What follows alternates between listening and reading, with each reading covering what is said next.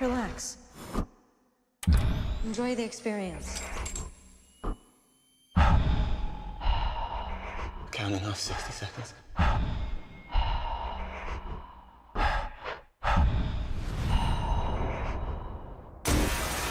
Get her out.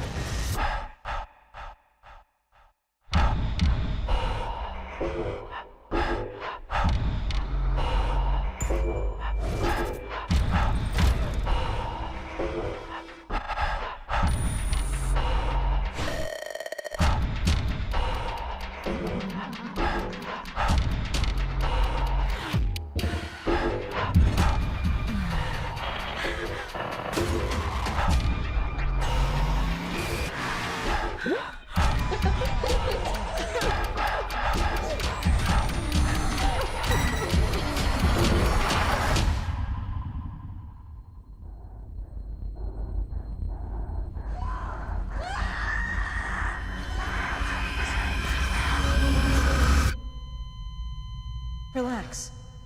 Enjoy the experience. The great Ellen Page.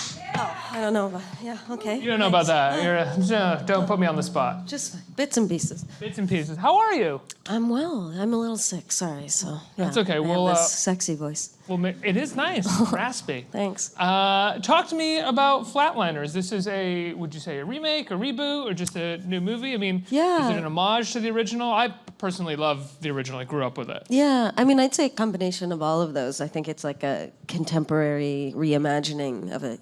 New obstacles for being a med student at this time, new technology, science, etc. So new characters, and yeah, it was a lot of fun to make. The director of it is the guy that made the original Girl with the Dragon Tattoo with Yeah. Rumi. Is that Rumi Apace? Is that her? Yeah. The actress? Yeah. I never get her name right. Excuse Yeah, me. I don't think I do either. So What amazing. made you want to work with him? Well, I loved that film, and I love how he shoots. I love his cinematographer, and he's just a wonderful guy. Full of energy, and yeah, it was just a really great person to work with. And we talked about the film, and I loved how he was approaching it, and yeah. How would you say he was approaching it? Like when you had that conversation with him, what was his approach that made you vested interest in it? Well, I liked that, he wanted to shoot it in an elegant way, but also really focused on making it fun and scary. And I liked how he was approaching it, tonally and finding that balance. Like I remember looking at one frame and I was like, that is so beautiful. Like that looks like it reminds me of like a Gregory Crutzen photograph or something. And he was like, oh yeah, that was one of my main references for the film, Oh, So like, cool. I loved that approach mixed with it's, big and fun and scary and all those wonderful things that I would imagine people would go to the theater to get from a movie like this, yeah. For years, Gregory Crutzen photographs were my screensaver on my laptop. I don't but blame you. I love his photographs. They're Yeah. so meditative and haunting and He's beautiful. amazing, yeah. If he accomplishes one frame that Yeah. feels like that, I'll probably be in love with this movie. Yeah. What was it like on set? It's an incredible cast here. It was great. I mean, we all totally bonded on like a long weekend. We, got a little cottage and swam in to swim in a lake and whatnot in Ontario. And yeah. Did you go up to like cottage country up like in Ontario where there's just like a Nina bunch sort of different organized lakes? the whole thing. you She's just- really good at that stuff. Yeah. It's a beautiful area. I go up there every year. It's gorgeous, yeah.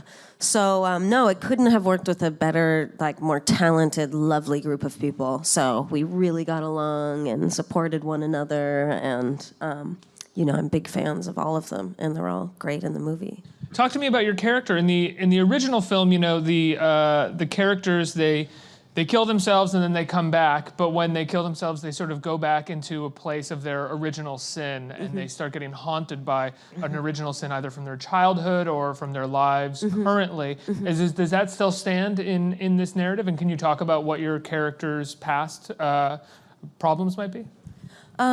Yeah, kind of. As much as we Not can. really. Yeah, Yeah. sure. Yeah, that's the big, the very the same in this film as the original.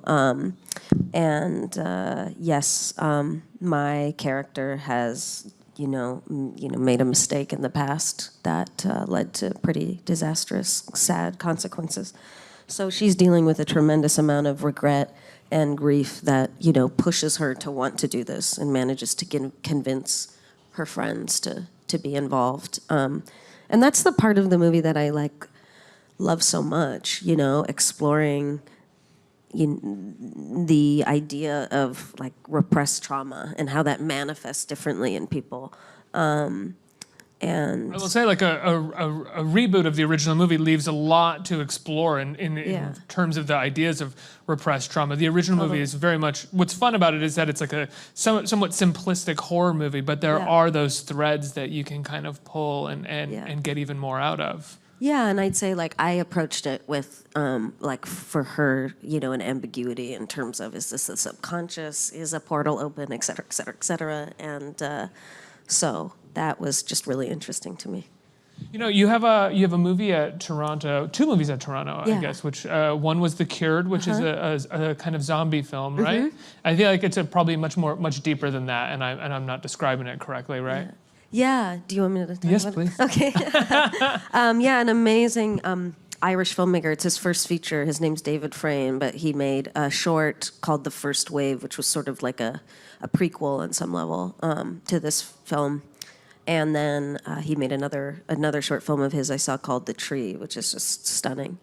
So I felt so lucky to get to be a part of his first feature. And it's different. It's the sort of infected film that takes place after the infected/zombie movies we're used to seeing, a genre that I love. And so it's about. Do you have a favorite zombie movie? Yeah, I love 28 Days Later, and that impacted me so much. And that came out, I guess, now when I was a teenager.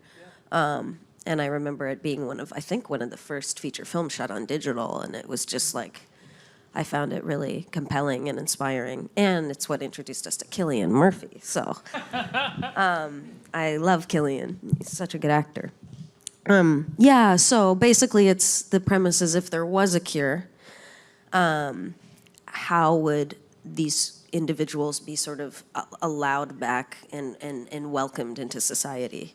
And the other part of it is that they remember what they've done, so they're dealing with this incredible guilt and remorse for these horrible things that they've done when they've been infected.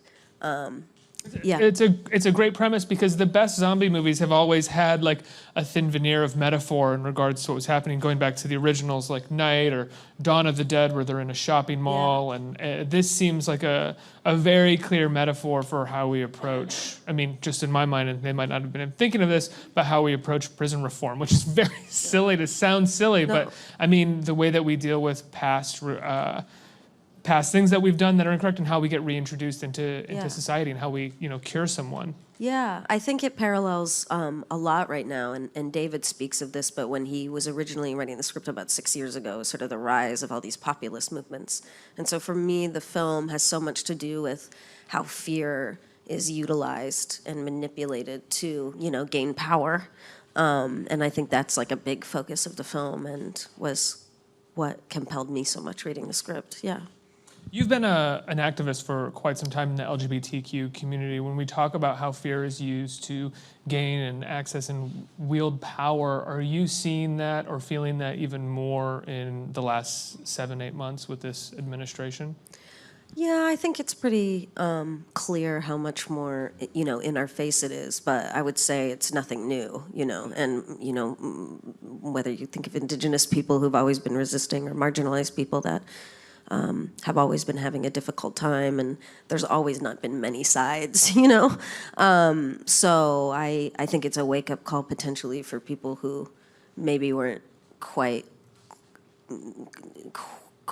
informed about, how people struggle and deal with injustice in this country. It's the one, and I will take the crucifixion for saying this, but it's the one minor silver lining of all of this is that this administration is so bad at hiding they're evil. That to a certain degree it has become a wake-up call, and people are noticing things more and more because it's hard to hide from it. Yeah, that's my opinion. It's not a good silver lining whatsoever, but like there's something there, and it's a positive that you do see people a bit more alert to what's happening. You had another film at Toronto as well, right? That's premieres tomorrow night. Yeah, with Kate Mara. What is this film? It's called My Days of Mercy. Kate and I are really good friends. We wanted to work together. I've always been a huge fan of hers. And so we, reached out to the people we work with to find a script. We did. We were lucky enough to get Christine Vachon to produce it. Yeah, of Killer Films. So You worked with her before? years and years and years ago. Yeah, it was like 19. So this was amazing and an amazing opportunity to learn a lot from her. And so that film is, I play a girl named Lucy who at 14 walked into her home and found her mom bleeding to death. She'd been stabbed. And then her father's convicted for the murder and is on death row, but is very adamant that he's innocent. And my older sister and my younger brother and I, my older sister's played by the amazing Amy Simons. Oh, yeah. Yeah, she's so good. She's one of the geniuses kind of that we have working right now as a director, as an actress. Writer, director, producer, actor. Sun Don't Shine was like one of the best independent films in a long time. Yeah, no, she's a genius and she's so lovely. And she's wonderful in this movie. And so we travel, we're activists against the death penalty, and every time there's a state execution, pretty much go in our RV and set up with, the other activists, and then there's the other side, of course. And I end up meeting Kate's character, who's named Mercy, and we start to fall in love. And is Kate's character on the other side of the? She is on the other side, yeah. Right. So okay, so it's like bridging the. Not sorry, I don't mean. Sort of, yeah, I think it's a little more. There's a sort of added complexity in terms of how they're introduced to the activism, and is it something that they're actually engaged in, or is it something that their environment and their family potentially is forcing upon them. When the two of you saw a script to work on together, were you looking for something that tied together some of your activism or just sort of activism in general, or was this just organic? We were looking for a love story, but yeah, that was about it. Yeah, we just said love story. And then Joe Barton wrote the script like 8 years ago. And then we talked to him, and he was kind enough to let us continue to develop it. And yeah. Who did you bring on to direct it? Tali Shalom Ezer. She's amazing. She did this film called Princess. I don't know if you saw it. It was at Sundance a couple of years ago. She's from Tel Aviv. Okay. And so, yeah, we Skyped we saw Princess, and we loved it. You should see it. It's great. And beautifully shot. And Radek, who shot My Days of Mercy, shot that. He shot The Babadook. Sorry, I love cinematography. I love The Babadook. The Babadook's great. So good. The Babadook's got and great so beautifully shot. Yeah, he's so good, and he's so such a wonderful person to work with. And yeah, we Skyped with Tali. She was in Tel Aviv, and. Who's your favorite cinematographer, if you don't mind me asking? Oh. Do you not want to? Because you work with too many of them. Yeah, okay. But I'd have a hard time probably deciding that. Yeah. I go with Harris Savides because he's not here anymore. So there's no one that can get offended at that. So in honor of him, I'll say him. Cool. You have a show on Viceland called Gaycation. You had an amazing season. Talk to me about putting that show together. I know that Spike Jonze approached you, and you had this idea because you love travel shows, right? Sort of, yeah. Spike's a good friend, and he just was like, "Oh, we're starting a network, and if you have any television ideas." And then a couple of days later, I had this idea, and yeah, I think it's a combination of those shows, especially when I was younger. Like, I learned a lot from them, the good ones, and they impacted me, and then experiencing, even when I was closeted, sort of around the world situations and whatnot, being a queer person. And then imagining, people who have a much more difficult than I do experience. And I thought it was a good opportunity to offer more representation, and needless to say, representation around the world, and try and connect the dots in terms of how this oppression, comes to be, and what we can do about it, needless to say. So.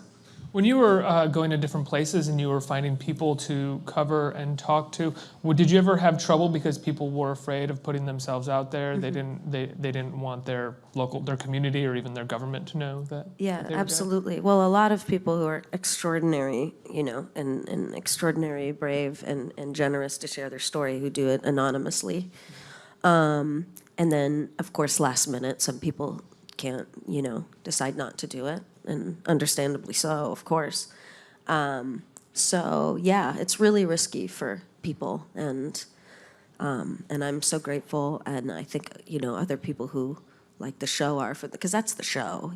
I'm just there to like listen, and so I hope that people do feel that that's what really drives our show, are all these extraordinary people sharing their activism or just their individual stories and dreams. Was there a specific place that you went that affected you the most, that really changed your perspective, or maybe didn't change your perspective, but just sort of emotionally affected you the most? I mean, they all did, in so many different ways, including in the United States, of course. So I think that'd be too difficult to answer, because they all, of course, you have, you can't not be devastated and, well, inspired at the same time. But no, they all had stuff that was really difficult. Yeah.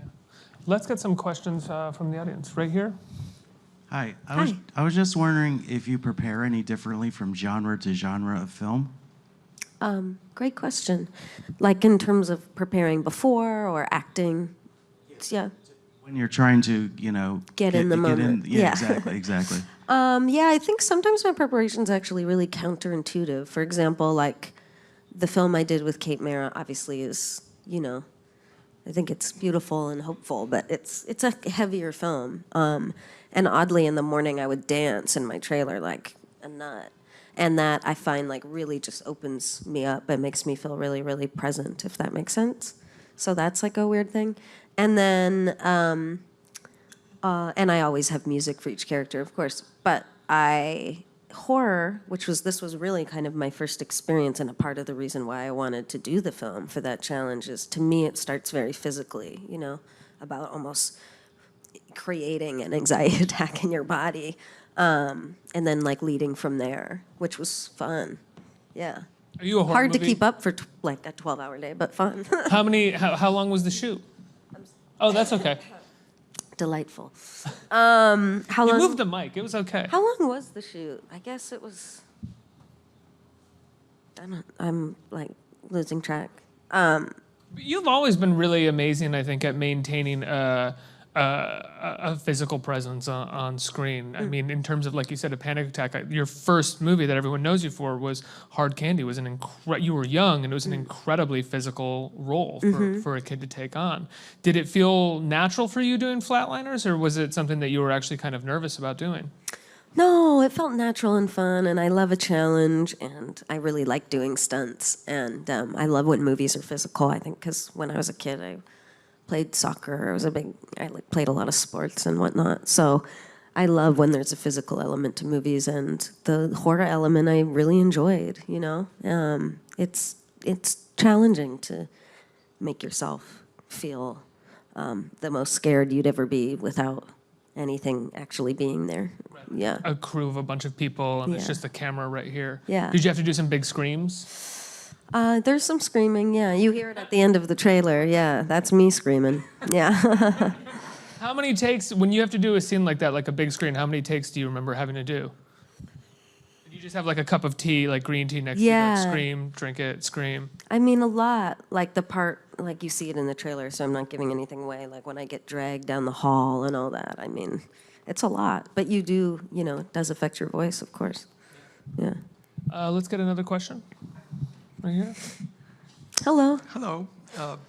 Since you have experienced celebrity status, knowing that people listen to what you say, visibility, high esteem, if you had to give encouragement to some of your silent colleagues as to what enabled you to first make a very public statement about a personal matter that you could have kept private, in today's political environment particularly, what do you say to your friends and colleagues as to why they should speak up? Well, we need it.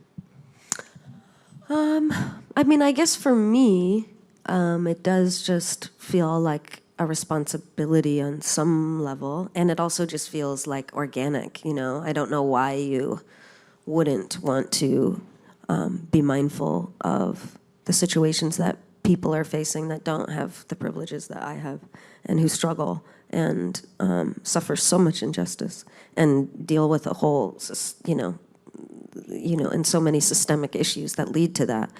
And so I feel, you know, extremely grateful for what I have, and I want to use the platform and generate work and do what I can. And I'd hope other people feel that way too. So, yeah. Thank you. Can I say something? I love the color of your shirt. Thanks so much. I know that's a ridiculous thing to say after that, but I was looking at it, I was like, God damn it, I love that color. Social justice, great color. I swear I'm not that shallow, guys. I'm teasing. One more question. Hey, Ellen. Hey. I know that you produced some films and you got to be a part of a lot of great movies with some great filmmakers. I was wondering if you ever had the chance, if you want to maybe be involved with a project like maybe as a director or maybe write a screenplay. Yeah. I need to definitely become a better writer, I must say. But no, directing, I probably more than writing think about a lot, and I'm thinking about more and more now, but it also like scares the shit out of me. So What about it scares you? I guess particularly now that I'm involved with producing and like you really experience the, you know, the extent of whether it's pre-production, and I think like, you know, you have all these people coming who represent their department, you know, and they're thinking about their department, and that's what they're thinking about, and you have to be the one that like sort of looks at the whole, and I think it's hard, you know, it's not easy to, and you have to live with the story for a long time, and you know, I mean, I feel fortunate, especially getting to produce and making vacation that I've experienced. So I'm more involved. I'm so sorry. I'm sick, so my brain. I'm more involved in post and the edit and how to piece narrative together. And I've gotten to learn so much in the last few years. Well, you're also a part of when you produce a movie, something that is extremely hard for directors as well, which is sort of the financing and making sure that all of this stuff stays together and keeps going, and producers have a say sometimes over a director, have creative input that might affect a director. So directors, I mean, as a producer, you see them dealing with every department, but also with the people that are kind of in charge of them too. Sure. It's an insane That's job. why you got to work with the right people. You know? There it is, yeah. And when you work with someone like Christine Vachon, who got it financed so quickly, and we made it for a little, and she just is such a supporter of the filmmaker. For those of you who don't know who Christine Vachon is, IMDb, Wikipedia, she is a legend. She's just like one of the greatest independent film producers we've ever had, and she's unbelievable. Yeah, she's amazing. On that note, though, Flatliners comes out September 29th. Ellen, and how can people see your other two films that are premiering at Toronto? I know one just got picked up by IFC, right? Yeah, The Cured got picked up by IFC. I think they said it's coming out in the spring, but don't quote me on that, even though that's clearly just a quote I made. Do you make a quote? I don't know. And then Mercy, well, we have to, we'll wait and see, or My Days of Mercy, see what happens with that. I'm not sure yet. But in a couple weeks, people can see Flatliners in theaters yes, they everywhere. can. Go see it. It's fun. It's scary. You know. And you're going to get to see her scream a lot. You're going to see me scream a lot. I get dragged around. She gets dragged. Come on. She dies. She comes back to life. Great cast. She gets haunted. Do it. Go see it. Ellen Page, everybody.